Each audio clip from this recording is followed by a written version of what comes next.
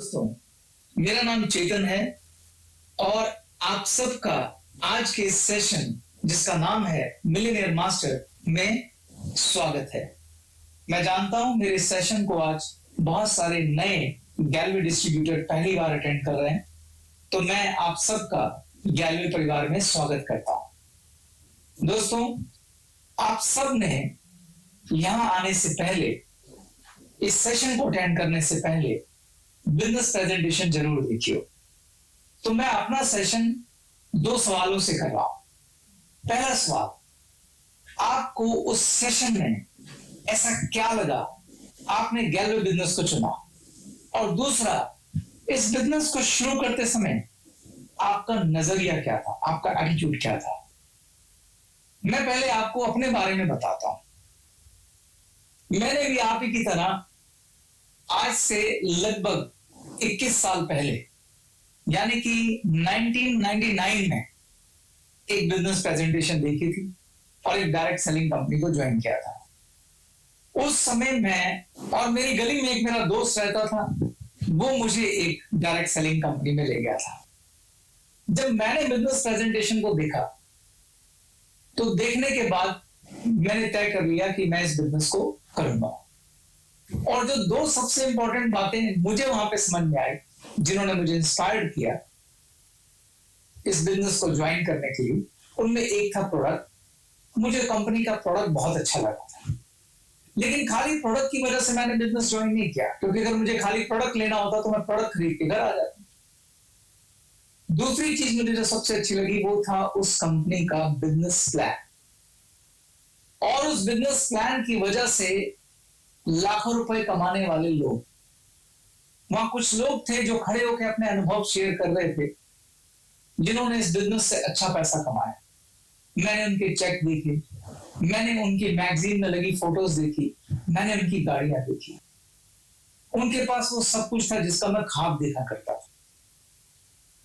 उस बात ने मुझे बहुत इंप्रेस किया और मेरे मन में एक उम्मीद जगाई कि क्या मैं भी इस बिजनेस से वो सब हासिल कर सकता हूं जो इन लोगों ने किया। इन दोनों बातों की वजह से मैंने तय किया कि मुझे बिजनेस करना चाहिए। मजेदार बात यह थी कि वो लोग जिन्होंने वहां पैसे कमाए थे, उसमें हर तबके का व्यक्ति था। वहां पे डॉक्टर था, वहां इंजीनियर थे, वहां लॉयर थे, वहां सीए थे, वहां पे एक सब्जी बेचने वाला भी था, वहां एक प्लम्बर भी था, वहां किसान भी था, वहां दुकानदार भी था। यानी उस बिजनेस में हर तबके का व्यक्ति, हर तरह का व्यक्ति पैसा कमा रहा है। जब मैंने देखा कि यार अगर ये सब लोग पैसे कमा सकते तो मैं क्यों नहीं कमा सकता। और इस सोच के साथ, इस एक्साइटमेंट के साथ मैं घर रात को आ गया। मैं बड़ी दुविधा में था कि मुझे बिजनेस करना चाहिए या नहीं करना चाहिए, क्योंकि अगर मुझे दो बातें अच्छी लगी थी तो कुछ मेरे मन में शंकाएं भी थी, बड़े सारे डाउट भी थे, बड़े सारे कंफ्यूजन भी थे। ये बड़ी गंभीर स्थिति थी। मन में तरह तरह के ख्याल आ रहे थे। ख्याल आ रहा था कि ये कंपनी पता नहीं कैसी, कंपनी कहीं फ्रॉड तो नहीं, कंपनी कहीं भाग तो नहीं जाएगी। वो लोग जो खड़े होके वहां पर शेयरिंग कर रहे थे, वो लोग जिनके मैंने लाखों के चेक देखे थे, वो लोग जिनकी मैंने मैगजीन में फोटो देखी थी, क्या वो रियल है? कहीं ऐसा तो नहीं कंपनी ने सिर्फ उनको खड़ा कर दिया? वो प्रोडक्ट की जो क्वालिटी मैंने वहां देखी, क्या वाकई में अच्छी क्वालिटी है? उन लोगों ने अपनी टीम खड़ी कर ली थी, क्या मैं टीम खड़ी कर पाऊंगा? मैं टीचर आदमी हूं, मैंने आज तक एक सुई नहीं बेची, क्या मैं प्रोडक्ट बेच पाऊंगा? क्या मैं लोगों को कन्विंस कर पाऊंगा? क्या मैं वहां कामयाब हो पाऊंगा? अगर मैं कामयाब नहीं हो पाया तो मैं लोगों को कन्विंस कैसे करूंगा? ऐसे बड़े सारे डाउट मेरे मन में चल रहे थे और मैं फैसला नहीं कर पा रहा था कि मुझे बिजनेस करना चाहिए या नहीं करना चाहिए। फाइनली सुबह मैंने फैसला लिया कि मैं बिजनेस करूंगा। जब मैंने फैसला लिया तो उस समय मैंने क्या सोच के फैसला लिया वो आपको बताता हूं। मैंने दो बातें सोची।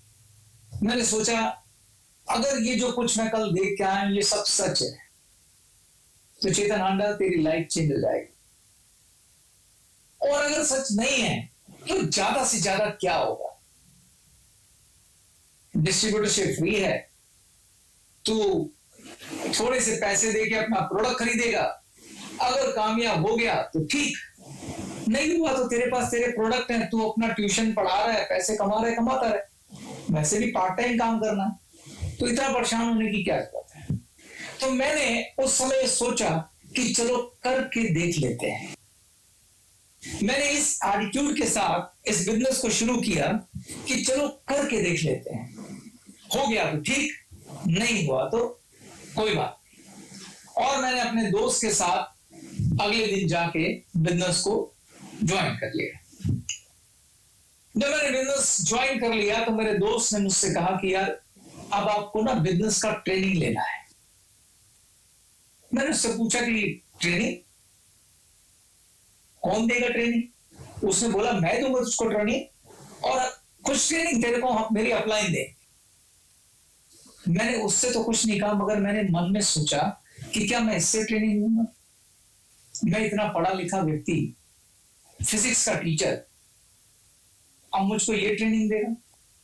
मैंने अपने अभिमान में उसको कुछ नहीं बोला, उसको सिर्फ बोला यार ट्रेनिंग करके क्या करना है? तुमने मुझे बोला था कि मुझे अपने लोगों को एक एक करके आप लोगों से मिलाना, मैं मिला दूंगा।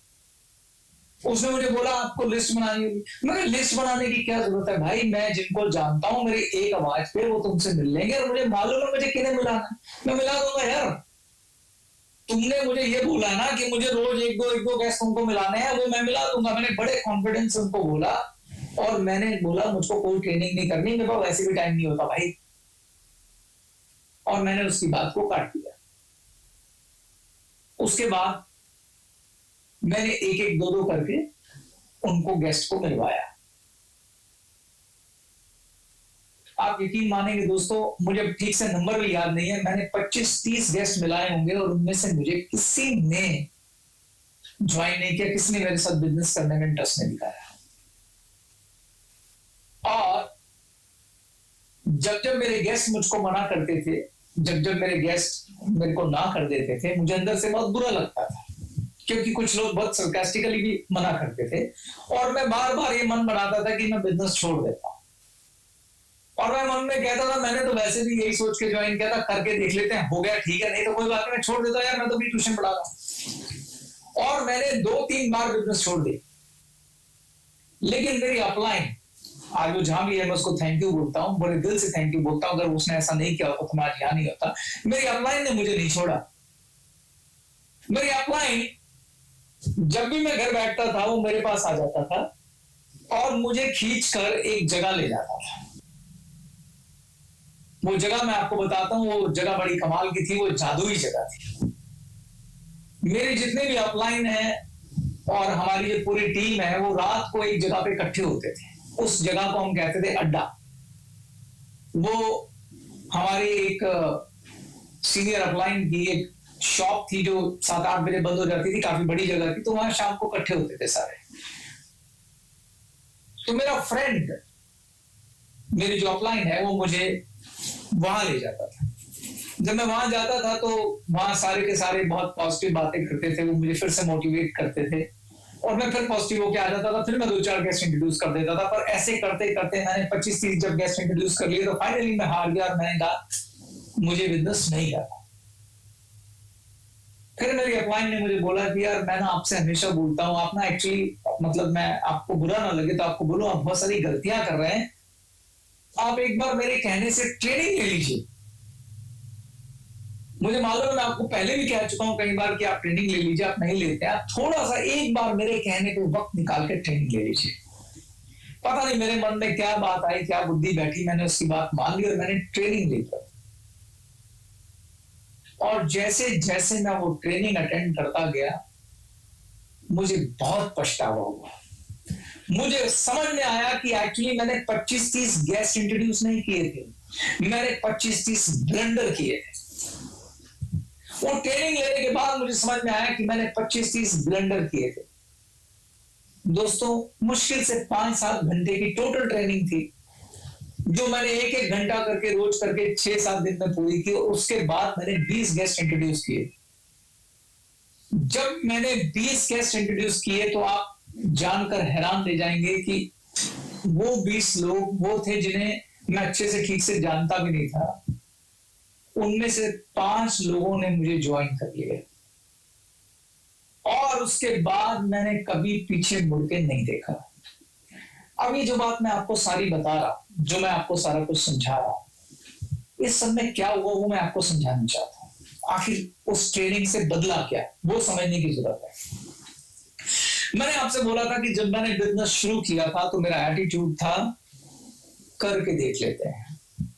मैंने इस बिजनेस को जब शुरू किया तो मैंने आधे अधूरे विश्वास के साथ शुरू किया, शंकाओं के साथ शुरू किया, इस एटीट्यूड के साथ शुरू किया कि करके देख लेते हैं। I was not serious for this business, मैं इसको बिजनेस मान भी नहीं रहा था। जब आप ऐसे आधे अधूरे विश्वास के साथ, शंकाओं के साथ, कंपनी पे शक, प्रोडक्ट पे शक, लोगों पे शक के साथ बिजनेस करेंगे और लोगों को ये बिजनेस देने की कोशिश करेंगे तो आप उन्हें क्या परोसेंगे? आप उन्हें यही सब परोसेंगे। जब आपको बोला जाता है आप गेस्ट लेके आओ, किन लोगों को आप लेके आते हैं? आपके दोस्त, आपके रिश्तेदार, आपके साथी, आपके फ्रेंड्स। आप सोच के देखिए, जिस बिजनेस पे आपको खुद विश्वास नहीं है, जिस प्रोडक्ट पे आपको विश्वास नहीं है, जिस कंपनी पे आपको विश्वास नहीं है, जिसके लोगों पे आपको विश्वास नहीं है, पहला सवाल, क्या वैसा बिजनेस आपको अपने दोस्तों को ऑफर करना चाहिए? ये एथिकली भी ठीक नहीं। दूसरा, अगर आप ऑफर करेंगे भी तो आप बड़े आधे अधूरे आत्मविश्वास के साथ उन्हें ऑफर करेंगे, वो जिंदगी में कभी ज्वाइन नहीं करेंगे। इस बात को थोड़ा इस तरीके से समझिए। मान लीजिए आपका कोई दोस्त है जो अपने किसी बिजनेस में बहुत सक्सेसफुल है, थोड़ी देर के लिए समझ लेते हैं, मान लीजिए आइसक्रीम की दुकान है उसकी और वो बहुत सक्सेसफुल है, अच्छे पैसे कमाता है। अगर आप उसके पास जाएं और उसे बोले यार कि तुम मेरा भी यार ये आइसक्रीम का बिजनेस शुरू करा दे, और वो आपको बोले कि ठीक है तू आइसक्रीम का बिजनेस शुरू कर, मैं तुझे पूरी हेल्प करूंगा, मैं तुझे दिल से सिखाऊंगा, सब कुछ करूंगा, वहां पर दुकान ले ले, 20 लाख रुपए तुझे इन्वेस्ट करने हैं, तेरे को बिजनेस में सफलता दिलाने की गारंटी मेरी है, 100% तू सक्सेसफुल होगा। आप उसकी बात पे इन्वेस्ट करेंगे कि नहीं करेंगे? आप 100% करेंगे, क्योंकि वो बात जो बोल रहा है उसकी आंखों में जो कॉन्फिडेंस है, जो आत्मविश्वास है, वो आपको मजबूर करेगा कि आप उसकी बात माने। जब आप किसी बिजनेस में फेथ रखते हैं, जब आपको खुद को उस बिजनेस के बारे में भरोसा होता है, तो लोग आपकी बात मानते भी हैं और सुनते भी हैं, क्योंकि वो आपकी बातें नहीं सुनते हैं, वो आपके कॉन्फिडेंस को रीड कर लेते हैं। तो जिस बिजनेस में आपका फेथ ही नहीं है, जिसको आप शक की नजर से देख रहे हैं, जिसमें आपकी शंकाएं नीचे से लेकर ऊपर तक भरी हुई है, उसमें आप कामयाब नहीं हो सकते। अगर आप इस आधे अधूरे एटीट्यूड के साथ, करके देख लेता हूं इस एटीट्यूड के साथ इस बिजनेस को करने की कोशिश करेंगे तो आप 100% फेल हो जाएंगे। दोस्तों, 99.9% लोग जो इस बिजनेस को शुरू करते हैं इसी एटीट्यूड के साथ शुरू करते हैं, क्योंकि 1 घंटे की बिजनेस प्रेजेंटेशन में आपको कॉन्फिडेंस नहीं आ सकता। इस आधे अधूरे विश्वास के साथ, इस एटीट्यूड के साथ करके देख लेते हैं। ज्यादातर लोग इसी एटीट्यूड से शुरू करते हैं, तो इसमें कोई बुराई नहीं है कि आपने इस एटीट्यूड से शुरू किया। प्रॉब्लम यह है कि आप इस एटीट्यूड को भरोसे में कन्वर्ट नहीं कर रहे हैं। बिजनेस ज्वाइन कर लिया आपने इस एटीट्यूड से, यहां तक ठीक है, लेकिन बिजनेस अगर आप करना चाहते हैं तो उससे पहले मैं आपसे कहना चाहता हूं कि आप पहले अपना इस बिजनेस में भरोसा पैदा करें। तो पहली चीज जो इस बिजनेस में कामयाबी के लिए चाहिए वो है faith. Faith in the company, faith in the business, faith in the product, faith in the business plan. पहले आप खुद कॉन्फिडेंट होइए कि क्या ये कंपनी जेन्युइन है, क्या कंपनी का प्लान अच्छा है, क्या वो लोग जो यहां से लाखों रुपए कमा रहे हैं वो वास्तविकता में हैं, क्या वो रियल हैं, क्या इस कंपनी के बिजनेस प्लान में वो ताकत है कि आपकी लाइफ बदल सकती है, क्या इस कंपनी के बिजनेस प्लान में वो ताकत है कि आप यहां से लाखों रुपए कमा सकते हैं। जब इन बातों के आंसर यस में आ जाए और आपको 100% भरोसा हो जाए कि यहाँ सब कुछ मुमकिन है, तभी आप इस बिजनेस को करिए। और अगर आप तब इस बिजनेस को करेंगे, आपको कामयाब होने से कोई नहीं रोक सकता। अब सवाल ये है कि ये भरोसा आएगा कैसे? ये भरोसा आता है 2 चीजों से। पहला ट्रेनिंग और दूसरा आपका अनुभव। 70% रोल है ट्रेनिंग का और 30% रोल है आपके एक्सपीरियंस का। जिस दिन आप इस बिजनेस को ज्वाइन करते हैं तो मेरी रिक्वेस्ट है उस दिन आप अपनी अपलाइन की उंगली पकड़ लीजिए। जो आपकी अपलाइन आपको गाइड करे आप वही सब करिए। आप हो सकता है अपने प्रोफेशन में डॉक्टर हो, इंजीनियर हो, सीए हो, टीचर हो सकता है आपकी अपलाइन उस प्रोफेशन की ना हो और उतनी पढ़ी लिखी भी ना हो जितनी आप हैं, वो पढ़ाई लिखाई उस दुनिया की है। लेकिन अगर आप इस बिजनेस में आए हैं तो आप थोड़ी देर के लिए अपने पुराने एक्सपीरियंस, पुराने अनुभव, हो सकता है आप किसी कॉर्पोरेट दुनिया में एमबीए हो, मैनेजर हो, एजुकेटर हो, ट्रेनर हो, उन सारे अनुभव को आप साइड में रख लीजिए। ओपन माइंड होके आपको इस इंडस्ट्री की ट्रेनिंग लेनी चाहिए और वो ट्रेनिंग आपकी अपलाइन ही देगी, क्योंकि वो परंपरा से सारी ट्रेनिंग अनुभव के साथ उनके पास आई हुई है। तो सबसे पहले आप ट्रेनिंग अटेंड कीजिए, पूरी ट्रेनिंग विदाउट एनी कंजूसी, बिना किसी कंजूसी के साथ आप ट्रेनिंग अटेंड कीजिए। ट्रेनिंग अटेंड करने के बाद आपको 70% फेथ कंपनी के अंदर आ जाएगा। अब उस ट्रेनिंग पे बेस आप काम शुरू कीजिए। जैसे जैसे आप ट्रेनिंग पे बेस काम करेंगे और आपको वो रिजल्ट मिलने लगेंगे जो आप रिजल्ट उम्मीद कर रहे थे, आपका फेथ 100% हो जाएगा। और जब आपका फेथ 100% हो जाएगा दोस्तों, तो आपको इस बिजनेस में कामयाब होने से कोई नहीं रोक सकता। तो पहली चीज जो आपको चाहिए इस बिजनेस में कामयाबी के लिए, वो चाहिए फेथ। क्या चाहिए आपको? फेथ। मेरे साथ क्या बोलिए, क्या चाहिए आपको? फेथ। और फेथ किससे आता है? दो चीजों से। नंबर एक, ट्रेनिंग। कितना परसेंट फेथ आएगा ट्रेनिंग से? 70%। और दूसरा आएगा एक्सपीरियंस, 30% आपको फेथ आएगा अनुभव से। अब मैं अनुभव से ही दूसरी बात पकड़ लेता हूं। दूसरी चीज आपको क्या चाहिए यहां से कामयाब होने के लिए? दूसरी चीज जो आपको यहां चाहिए कामयाब होने के लिए, वो है आपका कमिटमेंट। ज्यादातर लोग इस बिजनेस के साथ जब वक्त देने की बात आती है तो न्याय नहीं करते हैं। फिर वापस आ जाता हूं, एटीट्यूड करके देख लेते हैं। बहुत सारे लोग इस बिजनेस को बिजनेस मानते ही नहीं है। इस बिजनेस में सबसे बुरी अगर कोई बात है तो वो बता देता हूं। वो बात ये है कि इस बिजनेस में कोई इन्वेस्टमेंट नहीं है, डिस्ट्रीब्यूटरशिप फ्री है। आप जितने मर्जी पैसों से इस बिजनेस को शुरू कर सकते हो। आपको कोई रोकने टोकने वाला है नहीं, क्योंकि आपको आजादी है, फ्रीडम है, फ्री विल है। इसलिए लोग इस बिजनेस में सीरियस नहीं होते। जो इस बिजनेस का पोटेंशियल है, जो इस बिजनेस से मिल सकता है, उसके अगेंस्ट लोग जरा सा भी सीरियस नहीं होते। यही अगर किसी ने 20-25 लाख रुपए लगा के एक दुकान खोली होगी, सुबह 8 बजे जाएंगे, रात 10 बजे तक वापस आएंगे, एक भी छुट्टी नहीं करेंगे, रात को नींद नहीं आएंगे अगर सेल नहीं होती होगी। जिस तरह से हम किसी दूसरे बिजनेस में सीरियसनेस देते हैं, अगर उतनी सीरियसनेस इस बिजनेस में देंगे, मैं आपको गारंटी दे रहा हूं ये बिजनेस आपको कभी निराश नहीं करेगा। इस बिजनेस में आपको 100% सफलता मिलेगी। इसलिए दूसरी चीज इस बिजनेस में जो चाहिए वो चाहिए कमिटमेंट। ये सही है कि हमने बोला आप पार्ट टाइम काम शुरू करो, मगर पार्ट टाइम भी कमिटमेंट के साथ। अगर हमने बोला 2 से 3 घंटे आपको रोज देने हैं तो देने, कमिटमेंट के साथ। ये नहीं आज मन कर गया तो चले गए, मन किया तो नहीं। 2 से 3 घंटे आपको देने हैं और कम से कम 3 साल के लिए देने हैं। पंजाबियों में एक कहावत है, बिजनेस में पहले साल होती है चट्टी, दूसरे साल होती है खट्टी और तीसरे साल होती है हट्टी। किसी बिजनेस में भी कामयाब होने के लिए एक कंसिडरेबल टाइम देना पड़ता है। किसी भी दूसरे बिजनेस की तरह इस बिजनेस में भी आपको सीरियसली कम से कम 3 साल देने पड़ेंगे। अगर आप 3 साल इस बिजनेस में दे देंगे, ट्रेनिंग लेंगे और कमिटमेंट के साथ काम करेंगे, मैं आपको गारंटी बोल रहा हूं आप इस बिजनेस को कभी नहीं छोड़ेंगे। मुझे बहुत सारे लोग मिलते हैं जो कहते हैं यार मैं ऐसे बहुत सारे लोगों को जानता हूं जिसने ये बिजनेस शुरू किया था मगर वो कामयाब नहीं हुआ। मैं उनको करेक्ट करता हूं, तुम बहुत सारे ऐसे लोगों को जानते होगे जिन्होंने ये बिजनेस शुरू किया मगर अपने पहले 3 सालों में छोड़ दिया। उन्होंने इस बिजनेस को बिजनेस की तरह किया ही नहीं।